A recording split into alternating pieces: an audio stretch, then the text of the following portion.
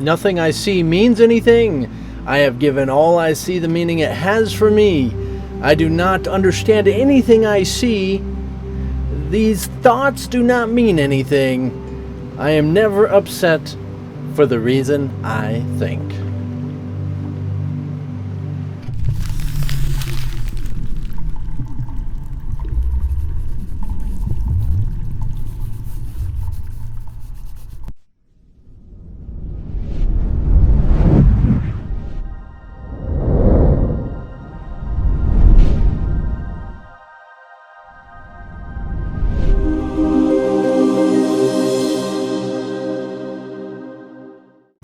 As these are your first review lessons, we're covering all 50 lessons within the next 10 lessons, so doing 5 in each. Hopefully you read the review introduction and talking about what the assignment is as far as what to do with these, and just reviewing them and applying it as much as you can throughout the day if you are able.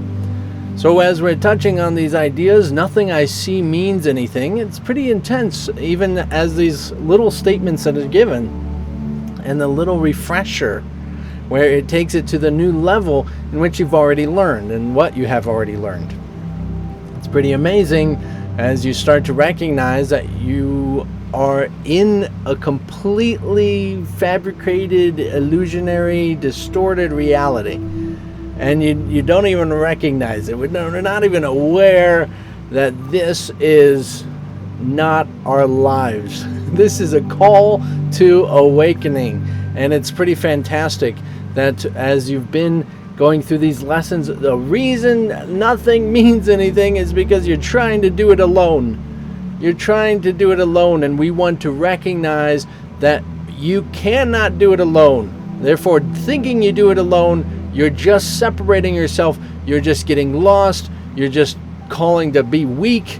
You're insisting that you're going to struggle, and you're forgetting everything and being lonely and being sad and depressed and all this crazy, crazy stuff, making this world into a one insane place to be, right? It's just all over the place. And yet it's fundamentally based on that one principle, that in this sense, you think you're doing everything alone. You think you are alone among many, many, many, many beings, many planets, many solar systems, many galaxies. Man, it would definitely be meaningless.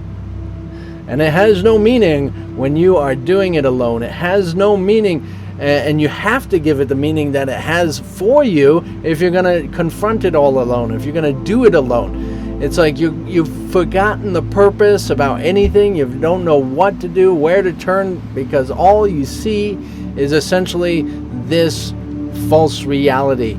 I am alone. And it is a journey, my friends. It is a scaling up. It is a process. It is not going to happen overnight.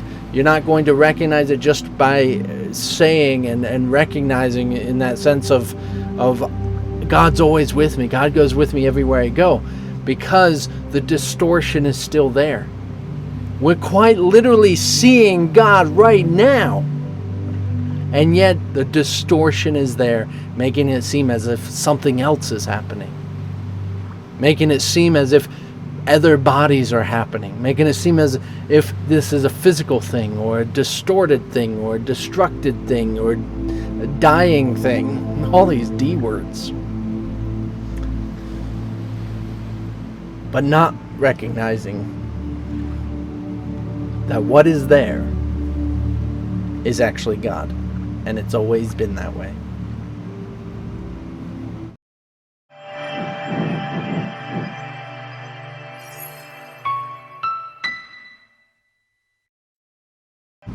So it's pretty amazing to recognize and get into these lessons again. These thoughts do not mean anything because I think they're alone. I think they're mine.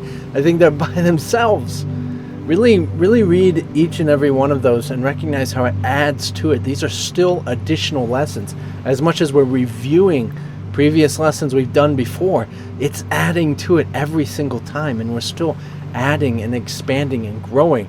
And really, if you're reading it, especially for the first time, it should be giving you some insight. It should be giving you an aha understanding of this. You really are capable in recognizing that you will realize the truth of this reality if you really want to. And this is dedication. This is showing that you really do honestly want to.